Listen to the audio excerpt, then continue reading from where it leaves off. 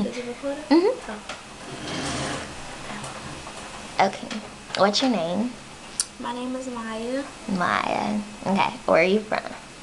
I'm from Washington, D.C. And with Washington, D.C. is broken down into different quadrants: northwest, southeast, southwest, and What part are you from? I'm from northwest. Northwest. Yeah. Okay.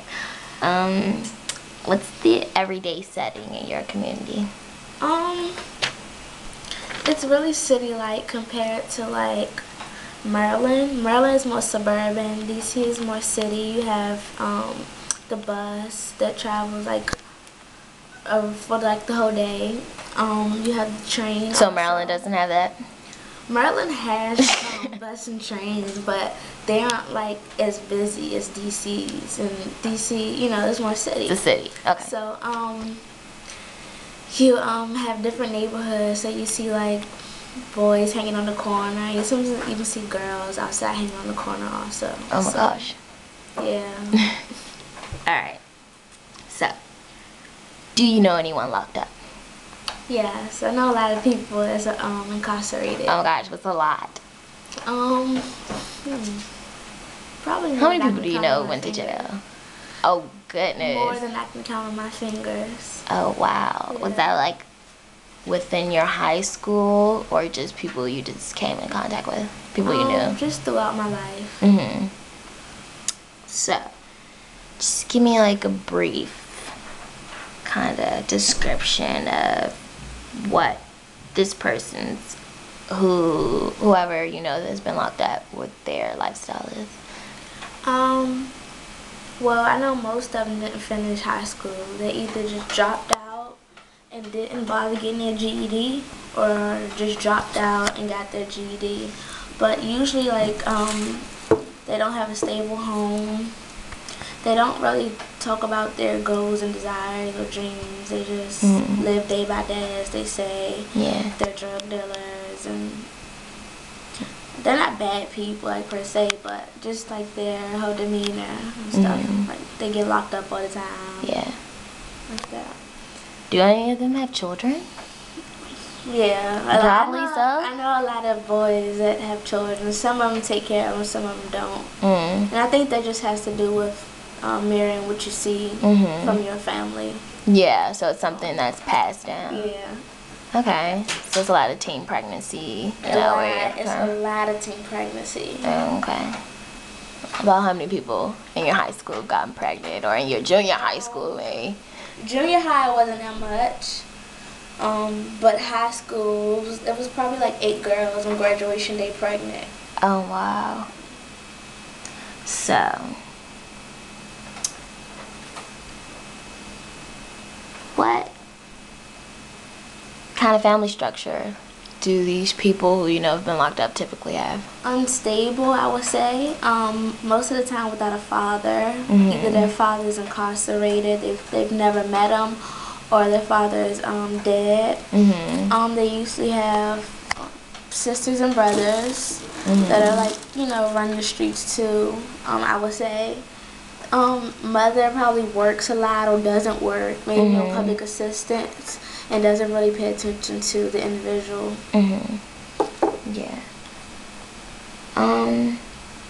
Why do you think these factors such as school, their community, social structures and family structures, what do you think do you think that's correlated to their destiny behind Yeah, I a jail think it cell? has a lot to do with their destiny and their goals in life, because I think their environment is only a mirror of what they are. I know the things that I see around me, they do affect my destiny and goals in life. Yeah, what you're exposed to. You can do you think like you either have a choice to fall into it or to just... Yeah, definitely. I think, I mean, I was exposed to not good things. Like my high school, for instance, it wasn't like real good. I didn't learn too many things. But at home, I'm not exposed to things like that. Like my mom, she drives me, you know, just to be this brilliant girl, just destiny's dreams. And my dad is the same. I have both of my parents in my life. So even though I go to the school, and even though like I'm surrounded by certain neighborhoods that aren't good, or foresee a lot of other children that just get locked up, I have a stable family. So I think that's what keeps me. Yeah, so your parents had a lot to do with that. Oh, yeah. So, what do the people who you know have been locked up, what do they think about their situation, and what do the people around them, like, do they take it? It's so common. Is it a big magnitude to them getting locked up? It's so common that it's not anything big. Like getting locked up, that's like just being like a mini vacation from the streets. It's nothing big. Sometimes they go out clubbing before they get locked up or after they. Oh, so it's like it's a celebration. Yeah. It's no kind of. Yeah, it's not anything. Okay.